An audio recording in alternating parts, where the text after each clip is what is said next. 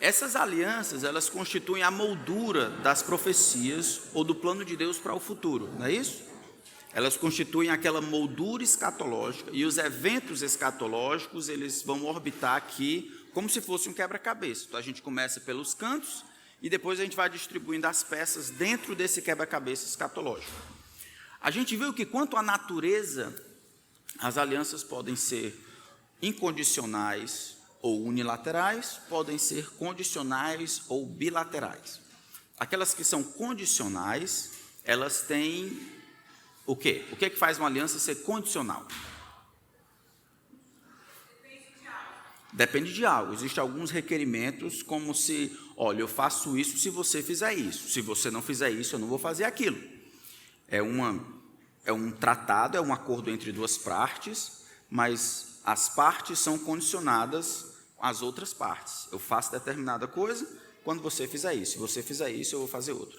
Então, essa é uma aliança mosaica, por exemplo. Se você fizer isso aí, como eu estou dizendo, então eu vou abençoar você. Caso você não faça, não haverá bênção para você. Do outro lado, nós temos alianças chamadas unilaterais ou incondicionais, que são alianças onde existe mais promessas do que requerimentos. Existe proclamação do que Deus irá fazer, ao contrário de requerimentos. Algumas vezes existem as declarações de como Deus vai fazer aquilo que prometeu. Declarações, descrições, mais do que requerimentos, sem o qual Deus não faria, ou Deus não faria as coisas que planejou fazer. Tá bom? Então vamos para cá.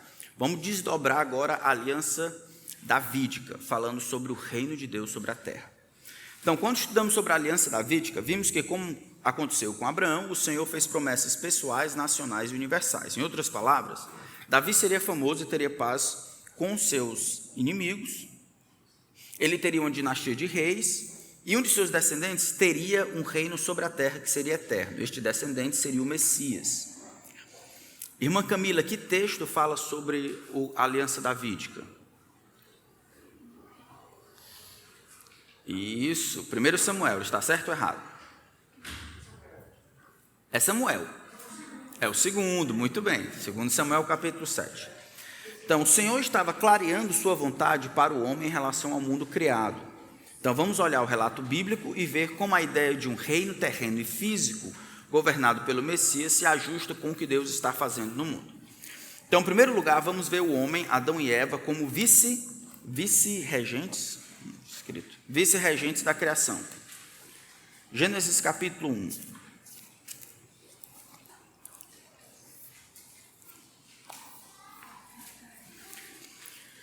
Gênesis capítulo 1, nós vemos Deus criando todas as coisas.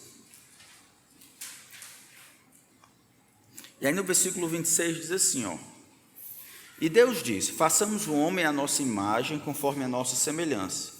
Tenha ele domínio sobre os peixes do mar, sobre as aves dos céus, sobre os animais domésticos, sobre toda a terra e sobre todos os animais que rastejam pela terra. Assim Deus criou o ser humano à sua imagem, a imagem de Deus o criou, homem e mulher os criou. E Deus os abençoou e lhes disse, sede fecundos, multipliquem-se, encham a terra e sujeitem-na. Tenham domínio sobre os peixes do mar, sobre as aves dos céus e sobre todo o animal que rasteja pela terra. O que a gente aprende daqui? Primeiro, versículo 26 diz que o homem é diferente da criação, do restante da criação. Ele não é um animal racional, como normalmente tem sido dito pela ciência. Ele é a imagem e semelhança de Deus, e é isso que constitui o valor que ele tem. Aqui existe um nivelamento completo. O pior mendigo da terra e o maior soberano da terra, como C.S. Lewis dizia, estão todos no mesmo nível. O que dá valor à humanidade não é o que elas produzem, mas o que elas são ontologicamente, a imagem e semelhança de Deus. E o fato de ser imagem e semelhança de Deus dá a ele determinadas prerrogativas que o restante da criação não tem. No versículo 26, ele deve ter domínio ou exercitar governo sobre tudo que existe, peixes, aves, animais, sobre toda a terra, sobre todos os répteis. E aí Deus explica e amplia um pouco mais o versículo 27. Deus cria o homem e a mulher à sua imagem e os abençoa.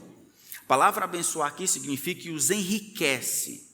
Então, a atribuição que Deus estava dando ao homem de ser governador de todo o mundo, de a partir de onde estava governar o mundo inteiro, ou representar a Deus como vice-regente, Deus estabelecendo a sua soberania mediada por meio do homem, demandava ajuda da parte de Deus. A palavra abençoar significa isso, significa enriquecer, capacitar, dar condições para que ele desempenhe o que ele precisa desempenhar, tanto é governar o mundo inteiro, quanto multiplicar e encher a terra.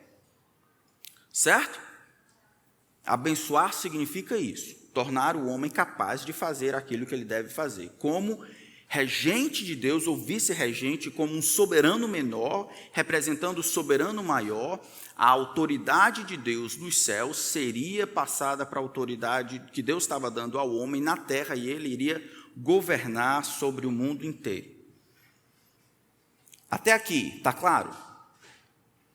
Então ele diz no versículo 28, depois de os abençoar, sejam fecundos, multipliquem-se, encham a terra e sujeitem-na. Tenham domínio sobre os peixes do mar, sobre as aves do céu e sobre todo o animal que rasteja pela terra. Tem duas maneiras de entender esse texto. Primeira, uma das maneiras pode ser que Deus está dizendo o que vai acontecer. Estou criando vocês, e o que vai acontecer é que vocês serão os vice-regentes, vocês governarão o mundo. Aqui, então, quando ele diz sujeitem-na e tenham domínio, ele está simplesmente descrevendo o que iria acontecer. A outra possibilidade é que aqui Deus está dando uma ordem. Olha, eu estou abençoando vocês, criando vocês à minha imagem, e é responsabilidade de vocês sujeitarem a criação ao domínio de vocês. Eu estou dando para vocês a responsabilidade de subjugarem a criação, de exercerem domínio sobre ela. Essas duas palavras, sujeitar e exercer domínio, essas palavras vão aparecer em outros textos. A gente coloca até aí, no Salmo 110, versículo 2, falando sobre a autoridade de um rei. Em 2 Samuel, capítulo 8, versículo 11, que fala sobre Davi exercendo domínio sobre os outros reis por meio da guerra. Massa, pronto, vai dar certo. Estão conseguindo ver aí? Acabar bom, rapaz, queria ter um filho assim.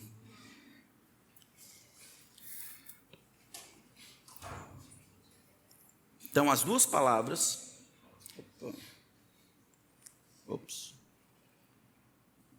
Essa aqui... Fica aí. E essa aqui. Então, essa aqui aparece em 2 Samuel, capítulo 8. E essa aqui, sujeitem-na, ela aparece no Salmo 110, falando sobre o governo de um rei sobre o mundo. Essas duas palavras eram palavras comuns para descrever a autoridade exercida sobre o outro. Subjugar, reinar, governar, exercer domínio. Então, o que Deus está dizendo aqui é que Ele criou o homem à sua imagem, para que, em refletir a imagem de Deus, ele refletiria também a autoridade que Deus tem sobre tudo, o homem sendo o representante de Deus na terra e exercendo a autoridade sobre toda a criação, governando a criação. Mas é mais do que isso. Acompanhe aí na folha de vocês. Deus não criou Adão e a humanidade para reinar no céu ou governar do céu. A esfera de governo do homem é o quê? É a terra. Conseguem ver isso? Deus criou os céus e a terra e colocou o homem como seu regente, ou vice-regente, ou soberano ali, soberano delegado ali. O mandato cultural diz que o homem foi criado para adorar a Deus de uma maneira diferente. Carregando a imagem de Deus, o homem iria interagir com o restante da criação, de maneira a transformar a criação em um complexo mundo que glorificaria ao Criador. Ele não deixaria as coisas como elas estavam, como foram dadas pelo Criador. Ele seria abençoado por Deus e, por causa da imagem de Deus nele, ele iria produzir ainda mais, criar interações, aumentar a complexidade e demonstrar essa bênção que recebeu de Deus, criando um mundo florido, um mundo complexo, um mundo fabuloso, que iria glorificar a Deus por demonstrar essas perfeições de Deus pela maneira como o homem iria governar. É o homem que recebe essa responsabilidade e essa bênção, essa capacidade para fazer isso. Isso muda com a entrada do pecado no mundo? O que a gente vai ver a partir de Gênesis capítulo 3 é que o homem não se dá bem com a criação. Então, a queda, que embora o nome seja fictício, a queda é real. O que a gente chama de queda é que o homem cai desse status de ser amigo de Deus. Ele cai, houve uma queda. E aí houve uma ruptura em todas as direções. O homem não está bem com Deus, o homem não está bem com o próximo, o homem não está bem com a criação, o homem não está bem consigo mesmo. Em todas as esferas, para todos os caminhos, em todas as direções, houve uma ruptura. O homem caiu. E aí, então, essa queda é demonstrada em todos os relacionamentos. Aí vai ter a primeira poligamia, assassinato, o homem vai explorar a terra de uma maneira degradatória, o homem vai destruir as coisas, o homem vai, tomado por ganância, vai matar para ter, o homem vai explorar mais do que fazer a coisa render, a coisa continuar, a coisa avançar para a glória de Deus. O homem vai procurar a si mesmo. Como é que Deus vai fazer, então? Se Deus criou o homem para que o homem governasse sobre a terra como seu vice-regente, o que é que o homem vai fazer agora depois que ele caiu? A vontade de Deus para o homem mudou? Mas o homem consegue cumprir o que Deus planejou para ele? Agora a gente tem um impasse. O que é que a gente vai fazer? Então Deus estabeleceu o momento, e ele vai ampliando ao longo do tempo, de que o que ele intentou para o homem seja realizado. Não por meio desse primeiro homem que representa uma humanidade caída, Adão, mas por meio de um novo homem, um outro cabeça, um outro representante de uma nova criação, Jesus, que ele finalmente reinará e governará o mundo como ele havia planejado no começo, como a imagem e semelhança de Deus. E a história entre as duas pontas nada mais é do que Deus procurando restabelecer a sua soberania mediada. Essa soberania que foi perdida por causa da entrada do pecado no mundo, Deus planeja restabelecer essa soberania mediada por meio de um homem, de um varão. Tem que ser homem, porque Deus prometeu e intentou para um homem fazer. Esse homem, no entanto, para que governe perfeitamente, ele precisa ser mais do que um homem. E aí a gente vai ver isso acontecendo depois ali do reinado de Davi. Isso aqui é muito legal. A gente consegue amarrar as duas pontas. Estão comigo por enquanto? Estão mesmo? Edson, está entendendo aí? Beleza. Então, o restabelecimento da soberania mediada.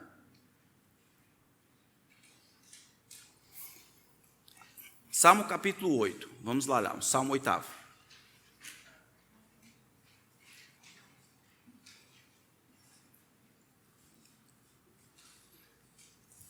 Está conseguindo ver de lá? Vocês vão estar com ela aberta aí, mas eu estou colocando ali porque eu vou mexer. Tá, quando a gente vê a entrada do pecado no mundo, no capítulo 3 de Gênesis, a gente fica pensando, rapaz, então agora o propósito de Deus para o homem mudou. Acabou-se. Então o Salmo 8º vai fazer como se fosse um comentário a respeito da dignidade que o homem tem como imagem e semelhança de Deus, e dizer que o homem ainda tem o direito de governar sobre a criação, que esse direito não foi perdido com a entrada do pecado no mundo, muito embora o homem não consiga desempenhar isso direitinho. Ele diz assim, quando contemplo os teus céus, verso 3, obra dos teus dedos, e a lua e as estrelas que estabeleceste, eu pergunto, o que é o homem para que dele te lembres, e o filho do homem para que o visites? Fizeste, no entanto, por um pouco menor do que Deus, e de glória e de honra o coroaste. Deste-lhe domínio sobre as obras da tua mão, e sobre seus pés tudo lhe puseste. Ovelhas e bois, todos, e também os animais do campo e as aves do céu, e os peixes do mar, e tudo o que percorre as sendas dos campos. Ele termina no versículo 9. Ó Deus, quão magnífico em toda a terra é o teu nome. Vocês conseguem ver que as ideias que aparecem em Gênesis capítulo 1, versículo 26 a 28, aparecem aqui? Conseguem ver?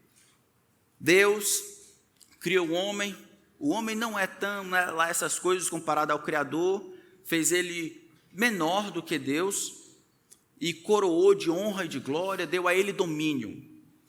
Então, o Salmo 8, ele ratifica o direito que o homem tem de governar sobre a criação. É o homem que controla sobre tudo, mas não para por aí. O texto ele extrapola a ideia da humanidade em si e ele vai um pouco mais além. Então vamos olhar 3 textos que falam, no Novo Testamento, que falam, ele olhando para o Salmo 8, entendendo de quem o Salmo 8 estava dizendo. Então acompanha aí a leitura do nosso, depois a gente corre para 1 Coríntios. Então, o Salmo 8 é um comentário sobre a criação do homem. O Salmo 8 reafirma a vontade do Senhor para o governo do homem sobre a terra. Em Gênesis, Deus estabelece que Adão, criado à imagem de Deus, deveria servir a Deus, exercendo soberania sobre a criação de acordo com a vontade de Deus e para a sua glória. Salmo 8 afirma que o homem ainda tem direito sobre a criação. Então, vamos olhar 1 Coríntios capítulo 15. Esse Salmo 8, o Salmo 8, ele é citado por outros textos do Novo Testamento, pelo menos 3 vezes. Quem encontrar pode ler. 1 Coríntios capítulo 15. A gente tem um microfone aí? Tem?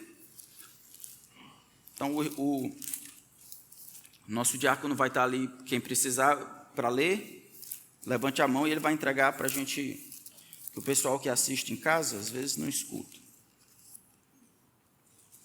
1 Coríntios capítulo 15, gostaria de ler? A irmã Caroline, ou a irmã Sandra. 1 Coríntios capítulo 15, versículo 25 a 28.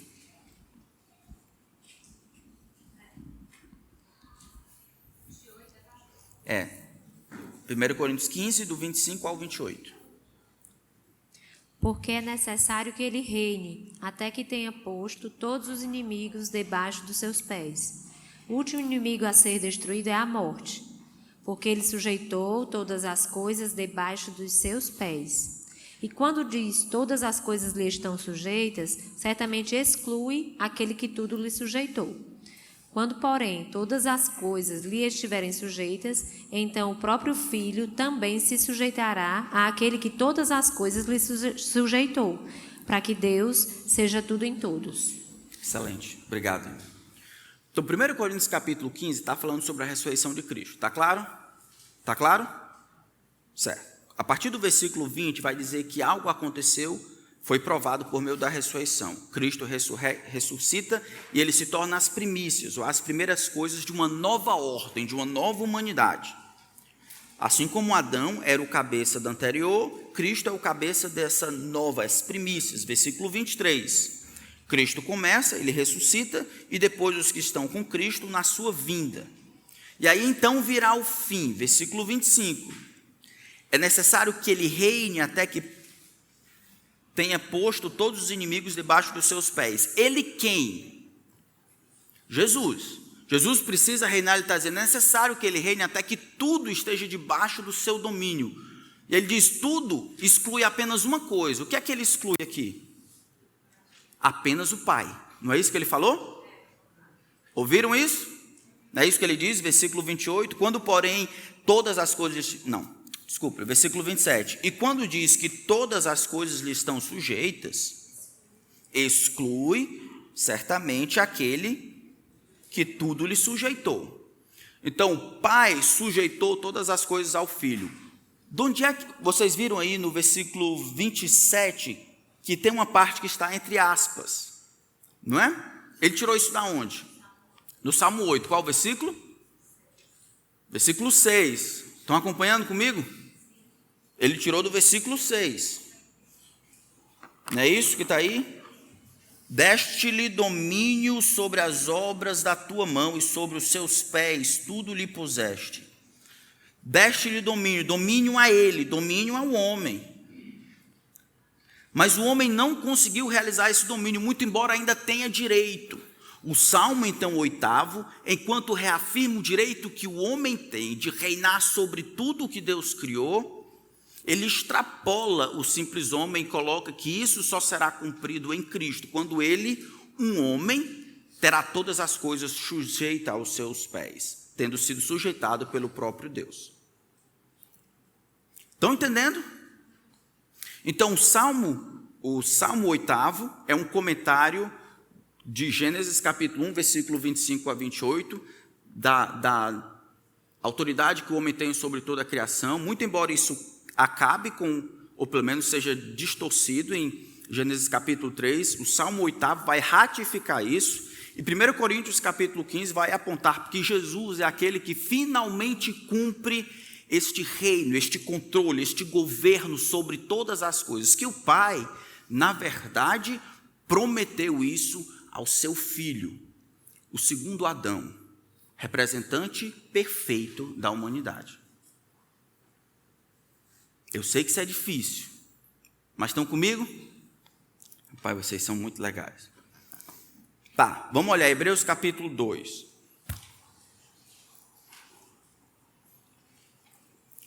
Hebreus capítulo 2. Outra pessoa para ler, por favor.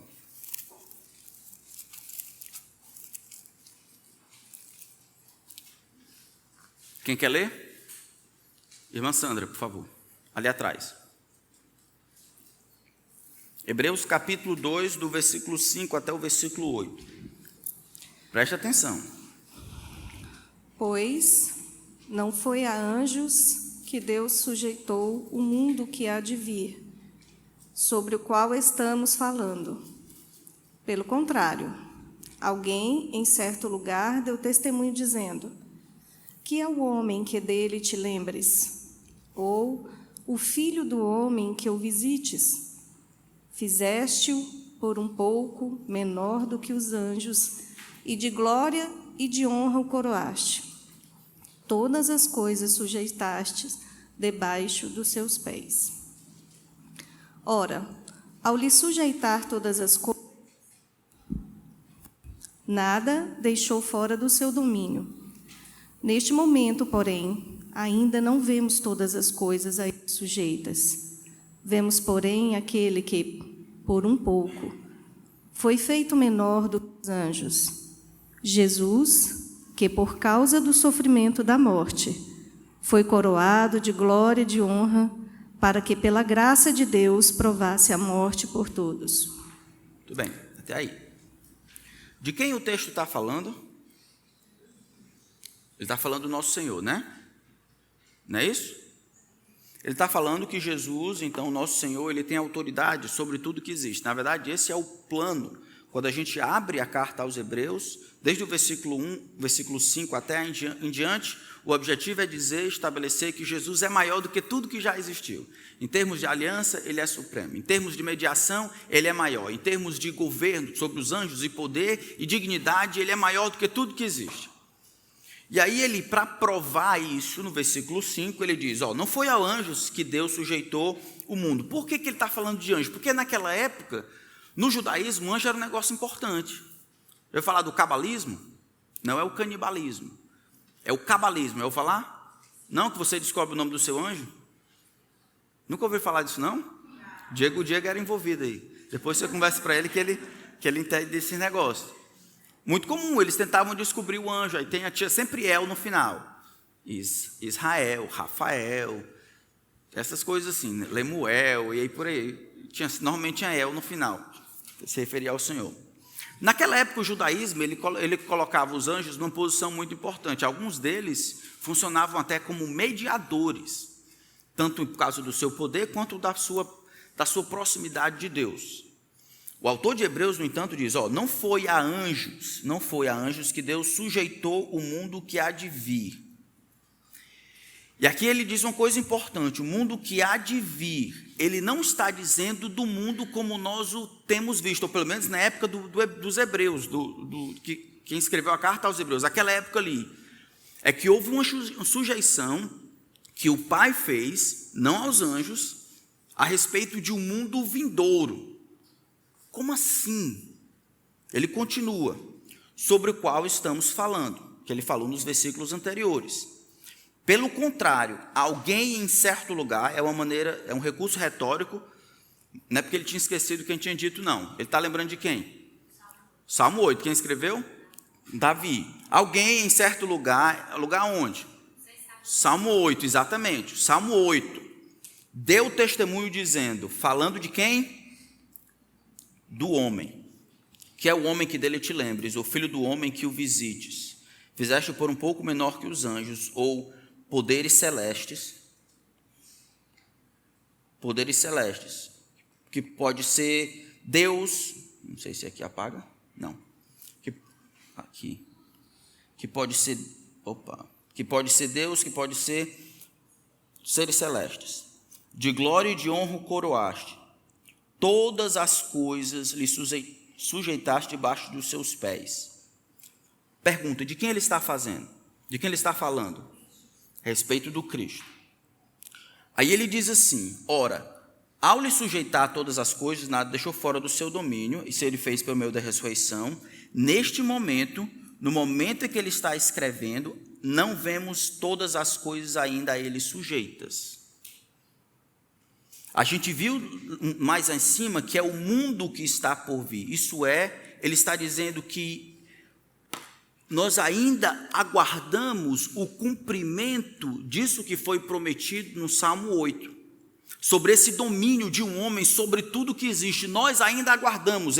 O autor de Hebreus está dizendo, a gente ainda aguarda isso. Ele sujeitou o mundo que há de vir a esse homem. Nós vemos agora, as coisas não estão ainda a ele sujeitas. Mas tudo já se cumpriu, ele vai dizer. Ele foi feito um pouco menor do que os anjos, ou menor do que Deus, por causa do sofrimento de sua morte. O Pai deu para ele autoridade sobre todas as coisas, mas nós ainda não vemos todas as coisas a ele sujeitos. Ou seja, aquilo que foi profetizado em Salmo 8 ainda não se cumpriu. Agora, o Salmo 8 nada mais é do que um comentário de Gênesis capítulo 1. A intenção de Deus de um homem reinar sobre o mundo, de um homem exercer governo de maneira perfeita e extrapolar em termos de criatividade para a glória de Deus, isso ainda não acabou. Deus ratifica, 1500 anos depois, isso ainda vai acontecer. E Hebreus ainda diz, isso se cumpre finalmente em Cristo. Isso ainda, nós não vemos ainda, mas isso acontecerá.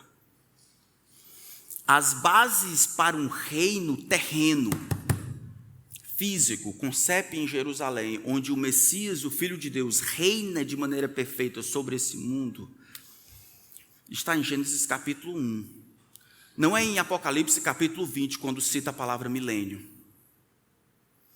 O problema é que a gente está acostumado a pensar os textos e olhar lá. A milênio só fala, as pessoas vão reclamar com quem acredita no milênio literal, de 1000 anos, no período de 1000 anos, vão dizer, não, só aparece em Apocalipse. Não, o termo milênio só aparece em Apocalipse. A ideia de um homem perfeito, filho de Davi, governando e exercendo a autoridade, debaixo da autoridade de Deus, aqui, antes do estado eterno, acontece em Gênesis capítulo 1. É ratificada em Salmo 8, e vai aparecer em 1 Coríntios capítulo 15, Efésios capítulo 1, versículo 22, e Hebreus capítulo 5, do 8 até o versículo 9. Não é difícil de entender. Está entendendo? Está comigo aí, Douglas? Está tentando.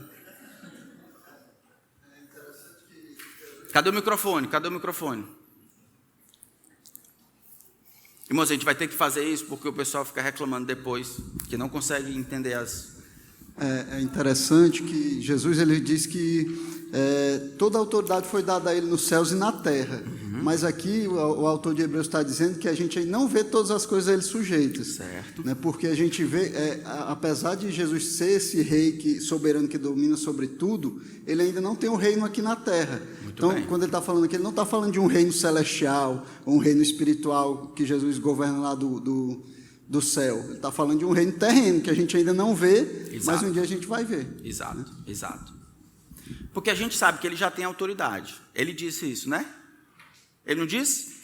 E Hebreus entende isso. Olha, existe a promessa que o Pai deu ao seu Filho, e Deus comprovou que ele é digno de receber esse reino, essa promessa, por meio da sua ressurreição. 1 Coríntios capítulo 15, nós ainda não vemos todas as coisas a ele sujeitos. E o legal é que um dia, quando a ele forem sujeitos todas as coisas, o texto diz que Cristo vai deixar de ser o centro das atenções. Ele mesmo vai se sujeitar ao Pai. E aí Deus será tudo em todos. Isso é fabuloso. Jesus é o centro de toda a realidade agora. Mas um dia, ele próprio, ele se sujeitará ao Pai, que lhe sujeitou todas as coisas. 1 Coríntios vai dizer, para que Deus seja tudo em todos. Perguntas até aqui. Está entendendo, Tolusco? Diga, irmão Brasil. Naquela época, muitas coisas já estavam sujeitas a ele, né? Certo, não todas. Muitas coisas já estavam o que ele fez e nós não temos relatado o que ele fez. Então ele está dizendo que naquela época muitas coisas estavam sujeitas ao Filho. Tudo bem, mas a promessa era de que todas as coisas estariam sujeitas a ele. Não só um aspecto da realidade, mas tudo. Ovelhas, bois e tudo. É interessante que quando a gente olha Romanos capítulo 8, esse eu quero que a gente olhe lá, Romanos capítulo 8. Fala de uma agonia que a própria criação tem.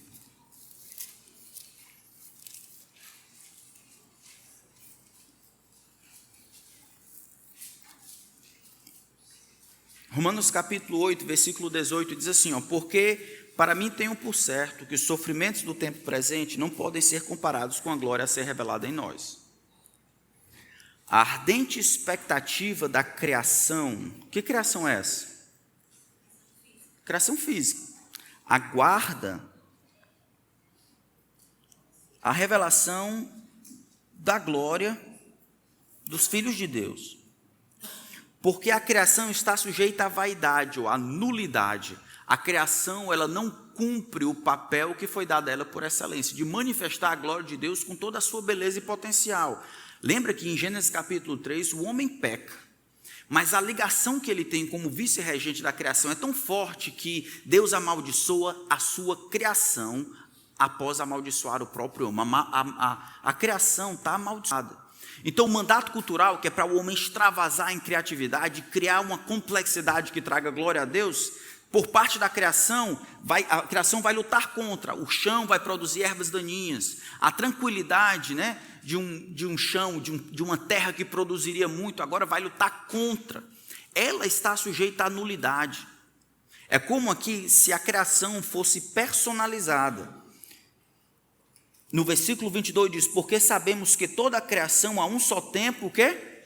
Geme e suporta angústias até agora. O que é que ela quer dizer? A criação, porque foi amaldiçoada, ela gostaria muito de ter um relacionamento correto, perfeito, com o seu mestre. O mestre da criação física, quem deveria governar sobre a criação física é Deus. Deus governaria de maneira mediada por meio do homem. O homem não cuida, o homem destrói, o homem maltrata, o homem pensa em si, não na glória de Deus. O homem não prolifera, não melhora, ele degrada, ele extingue, ele destrói, A criação, então, ela quer ser liberta dessa maldição, para que ela possa servir ao seu mestre, que é o homem, de maneira perfeita. Por isso, como nós vamos ver mais na frente, durante o período desses 1000 anos, quando Jesus reinará sobre a terra, uma parte grande das maldições sobre a criação serão removidas. Os homens vão viver mais, não haverá cadeia alimentar, os animais destruindo uns aos outros, as coisas vão ficar tranquilas. Isso é a criação respirando e, como se diz, né, dançando, seguindo o seu mestre, que é o próprio homem. Então, a criação não está feliz do jeito que está, e ela aguarda essa revelação dos filhos de Deus, de ser cuidada e controlada por um homem. No caso, será Jesus. Não, criação física. Ela aguarda a revelação dos filhos de Deus. O homem aqui, ele fica à parte um pouco da criação, porque ele deveria gerenciar a criação.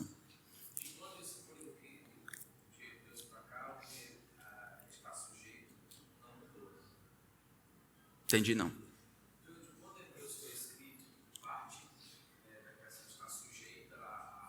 Não, ainda aguarda. Ainda aguarda. Não. Ela se cumpre finalmente. Ele está perguntando, então, do tempo que Hebreus foi escrito até agora, alguma mudança? Não. Porque essa promessa, ela se cumpre finalmente em Cristo. Durante um período que a gente ainda, um reino, um governo, quando a intenção de Deus inicial, de ter um relacionamento correto com a criação, se cumpre finalmente. Mas o homem não tem aprendido tanto, não. O homem não tem governado de maneira correta. Então, a gente vê a respeito de um reino. Aí o ponto 3 aí, para a gente terminar. A soberania mediada do reino de Deus na terra, debaixo do controle do filho de Davi. A soberania mediada, porque Deus não é, o homem não é o autor, a soberania de Deus é mediada por meio, né, do homem na terra, debaixo do controle do filho de Davi, como nós vimos. Teu reinado será para sempre. Quando o anjo, Lucas capítulo 1, quando o anjo fala com Maria, é exatamente isso que ele diz. Havia passado pelo menos 1000 anos, desde que Deus havia anunciado a Davi, ou 980, alguma coisa assim. O que o anjo diz para Maria é claro. No versículo 32, ele diz, este, falando do nosso Senhor, este será grande e será chamado Filho do Altíssimo. Tudo bem. Deus, o Senhor, lhe dará o trono de Davi, seu pai, e ele reinará para sempre sobre a casa de Jacó, e o seu reinado não terá fim. Será o último rei. Apocalipse capítulo 11. É assim que termina essa primeira fase. Apocalipse capítulo 11. Olha que texto legal. Depois que as duas testemunhas são tomadas para si, versículo 15, o 7º anjo tocou a trombeta, e houve no céu vozes fortes dizendo, o reino do mundo se tornou de nosso Senhor e do seu Cristo, e ele reinará para todo sempre. Então, o reino, o governo de Deus sendo exercido por meio de um homem entendido ou planejado lá no começo, muito embora os percalços ao longo do caminho, Deus finalmente vai restabelecer a sua soberania mediada por meio de um rei que reinará para sempre, o filho de Davi. Veja que existem muito mais coisas que Deus está fazendo do que simplesmente salvando os pecadores. Os irmãos da teologia da reforma, ou teologia reformada, eles têm uma dificuldade de ter um propósito maior do que apenas a salvação dos eleitos. Então, em vez de colocar a restauração da soberania mediada, eles vão dizer como grande tema a história da redenção, porque o tema é Deus buscando redimir. Então, criação, queda e redenção. Mas esses temas aqui, eles falam em sua maioria, né, sobre o restabelecimento da salvação, a salvação dos eleitos de Deus. Isso é um fio. Deus está fazendo muito mais. Como nós vemos aqui, Deus tem um relacionamento, um propósito para a sua criação, que isso precisa ser assumido, precisa ser realizado. Como? Por meio de um varão. Jesus, então, ele vai ser o último Adão, o segundo cabeça, o representante dessa nova humanidade, e ele reinará para sempre. Muito legal. Algumas questões aqui. Tá, então a gente está vivendo uma época de política, e aí tem desejos de um lado de cá, do lado de lá. E existem algumas preocupações que eu tenho. A preocupação é que não importa como a gente veja a melhoria política, ou que a gente não lance expectativas irreais sobre qualquer que seja a pessoa. É por causa desse desejo de colocar expectativas irreais, de ter salvador nas pessoas, que o anticristo um dia vai surgir e vai levar um bocado de gente consigo. Ele vai se colocar como o salvador, o estadista, o arquiteto dessas coisas e vai resolver. Nós que conhecemos a história de Deus precisamos compreender que, embora a gente não torça para dar errado, a gente sabe que só vai dar certo quando não um parlamento, não uma democracia, mas uma monarquia for estabelecido. E essa monarquia só vai funcionar porque o rei é o rei de todo o universo perfeito, nosso Senhor Jesus Cristo. Isso não vai acontecer por meio de planos, de estratégias, de política. É Deus descendo nesse mundo aqui e botando as coisas no seu devido lugar. É a intervenção divina de fora para dentro que vai trazer o mundo à sua completude. Não é a educação, não é a política, não é a política econômica, não é qualquer outra ideia que qualquer político possa planejar. É Deus em seu Filho Jesus Cristo vindo a esse mundo reinando. Eu não estou dizendo que a gente deve torcer para dar errado de novo. A gente só tem que planejar e olhar bem aonde nós estamos lançando as nossas expectativas. Justiça de verdade, justiça verdadeira, ausência completa de corrupção só vai acontecer quando os homens deixarem de ser corruptos e corruptores. Isso só vai acontecer quando aquele que se senta no trono para reinar for perfeito. E essa prerrogativa só quem tem é Jesus. Estão entendendo?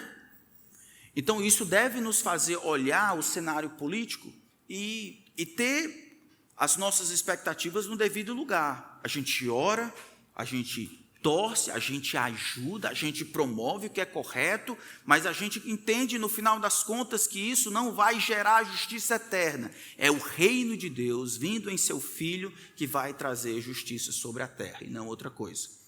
E não outro presidente, e não qualquer outra pessoa. Outra coisa que não existe, né, Thiago, é Brasil é do Senhor Jesus, conversão em massa, o governante fala de Deus, e aí... Como é que é? Não, se pode existir conversão em massa, pode. Pode, mas eu digo assim, porque o governante lá, A, B ou X, fala que é de Deus, então o Brasil vai ser consertado, vai ser uma nação. Sim, vai ser uma nação. Feliz é a nação cujo Deus é o Senhor, né? Tá. Isso já aconteceu antes. Lembra quando Constantino se converte? Lembra? No século IV, Constantino se converte. Lembra, não? Cadê o Geraldo para fazer? Não está aqui. Eu perguntar, Geraldo, tu lembra?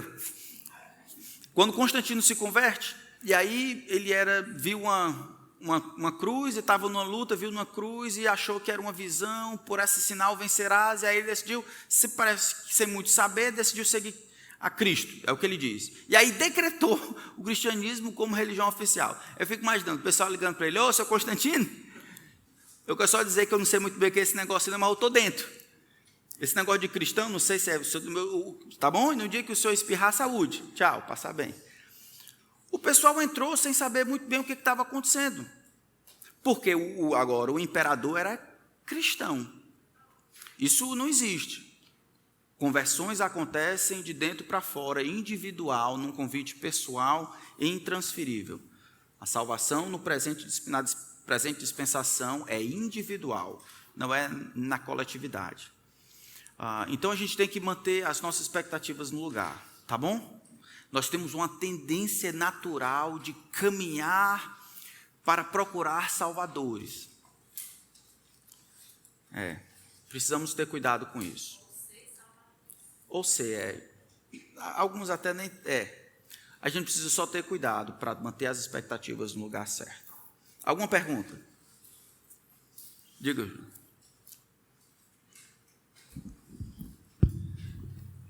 Na segunda vinda de Cristo, Certo. no reino terreno, ainda haverá a presença do pecado na terra? Ainda haverá a presença do pecado na terra? Essa é uma pergunta interessante. Sim. Será amaldiçoado só aos 100 anos,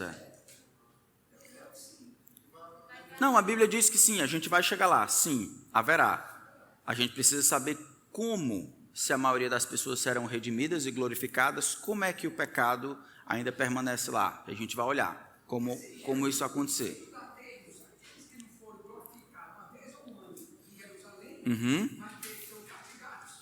Como é que a gente vai ter pessoas pecadoras durante o milênio? Essa é a pergunta. Porque quando Jesus vem, os que morreram em Cristo ressuscitam, vêm governar com Ele. E aí, como é que a gente vai ter isso? Então a gente vai chegar lá. A gente vai chegar lá, mas sim, vamos ter ainda. O reino terreno de Cristo, que acontece depois da segunda vinda e é anterior ao estado eterno, essa visão de um reino literal, físico, chama-se pré-milenismo. A ideia de que Deus planejou determinadas coisas, prometeu determinadas coisas para Israel, tem determinados planos para essa criação, prometeu algo a Davi, que isso se cumprirá no reino terreno que acontece com a segunda vinda de Cristo, antes do estado eterno, um reino de 1000 anos, presente, físico, reinando a partir de Jerusalém, como ele planejou. O nome disso é pré-milenismo. Pré-milenismo. E aí a gente vai saber mais sobre isso depois. Alguma outra pergunta? Todo mundo entendeu? Todo mundo entendeu? Então, nosso Senhor Jesus reinará sobre essa terra, e assim a justiça será estabelecida, como deve ser feito. Até lá, nós lutamos com aquilo que podemos, colocando nossas expectativas no Senhor. Nós somos sal da terra e luz desse mundo, mas sem ter expectativas irreais de que a nossa justiça ou qualquer outra coisa criará o céu na terra. O céu só será criado na terra quando o céu descer de lá, na pessoa do Senhor Jesus Cristo. Vamos orar. Senhor, muito obrigado pela vida desses irmãos, o interesse que eles têm demonstrado em entender o teu plano para o futuro. Nós aguardamos o teu retorno. Como aguardamos, Senhor? Guardamos aquele dia, ao soar da última trombeta, os mortos em Cristo ressuscitarão e nós, os vivos, seremos transformados. Se fosse hoje, o Senhor retornasse, levasse aquilo que era teu e fizesse finalmente justiça, justiça como o homem jamais viu, justiça verdadeira, que não é contada pela maioria vencendo, mas pelo calibre perfeito do Senhor, pelos olhos do Senhor, testemunho ocular do que aconteceu e das intenções dos homens. Faz isso, Senhor. Retorna e busca aquilo que é teu.